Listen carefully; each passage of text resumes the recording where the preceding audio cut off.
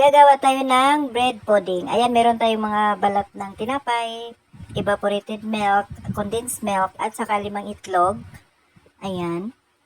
Mag-ready tayo ng ating baking tin. Ayan.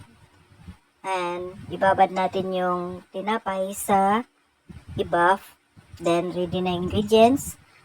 2 tablespoon ng brown sugar. Then, i-caramelize lang natin. I-set aside. Then, i-blend natin yung nababad kanina. Then, ilagay yung 5 itlog at saka yung condensed milk. Then, i-blend natin.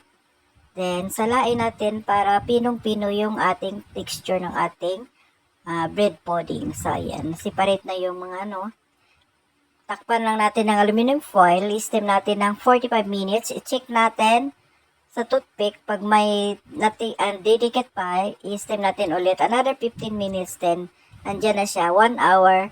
Then, cool down lang natin. Tapos, baliktarin natin. Ayan na guys. Mag-slice tayo. Ayan. So, yummy. Hindi siya matamis.